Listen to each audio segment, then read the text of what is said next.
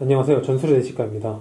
오늘은 이번 시즌 프리미어리그 최고의 경기라고 해도 손색이 없을 만한 아스날과 맨체스터 유나이티드의 리그 21라운드 경기를 분석해보려고 합니다.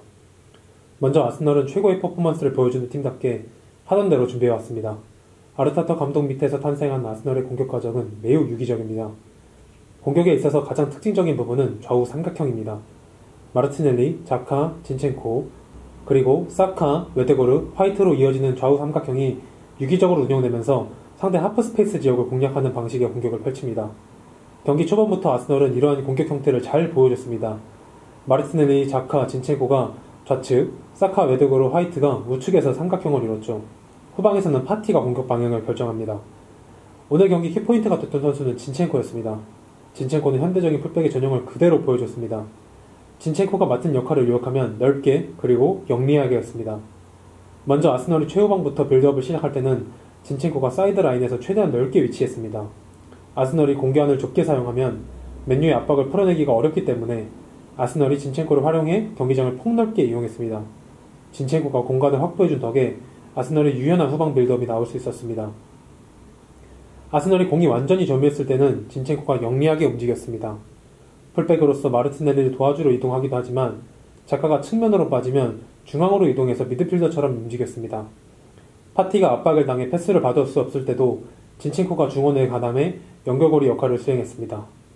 결국 이번 경기의 향방은 맨유가 아스널이 이러한 패턴에 어떻게 대응할 것인지에 달려 있었습니다.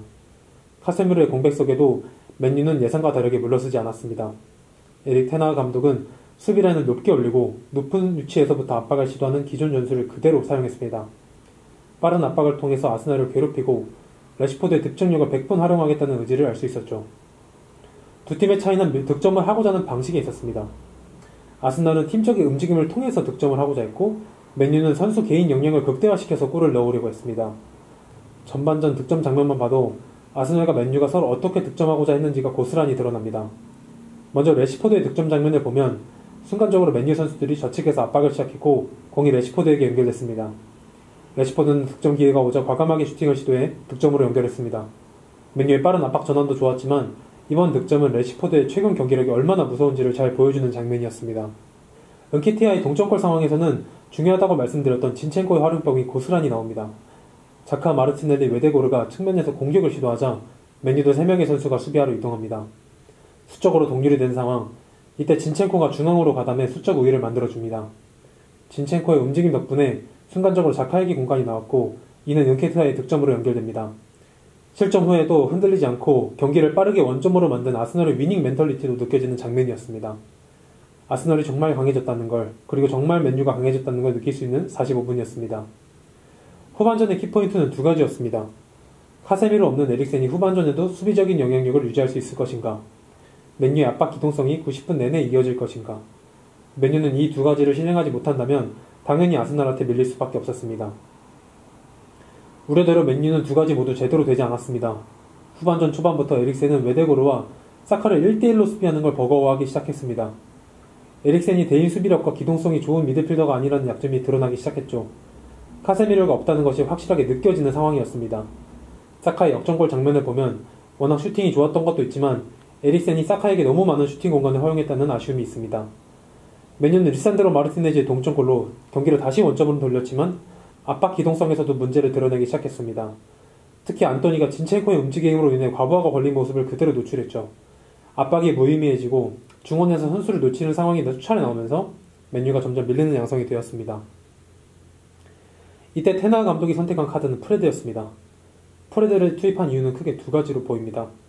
개인 수비력이 좋은 프레드를 통해서 사카와 웨데고르의 영향력을 낮추고 동시에 에릭센을 공격형 미드필더로 올리면서 래시포드에게 향하는 패스 루트를 추가적으로 확보하자는 것이었죠.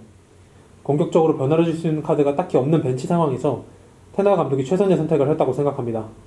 프레드가 들어온 이후에는 웨데고르와 사카의 영향력이 많이 감소했기 때문입니다. 중원 싸움은 여전히 아스널이 지배했지만 맨유가 중앙에서 선수를 놓치는 상황도 연출되진 않았습니다. 하지만 경기 막판에 중원에서 선수를 놓치는 상황이 딱 한 번 연출되는데요. 바로 은케티아의 득점 장면입니다. 맥토미니의 무리한 태클로 인해서 트로사르가 중원에서 편하게 볼을 잡게 됐고 이때 완빌사카는 혼자서 진첸코와 트로사르를 동시에 막아야 하는 어려움에 빠졌죠. 결국 진첸코 방면 수비가 제대로 이루어지지 않았고 은케티아의 극적인 결승골이 터지면서 경기가 마무리됐습니다. 전술의 내시가가 선정한 맨 오브 더 매치는 진첸코입니다. 진첸코를 빼놓고는 아스널이 맨유의 압박과 수비를 풀어내는 과정을 설명하기란 불가능합니다.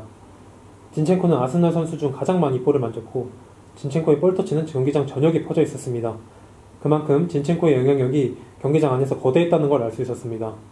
사실 진첸코는 풀백으로서는 수비력이 아쉽다는 평가를 받지만 수비로서의 본연의 역할도 이번 경기에선 흔들리지 않았습니다.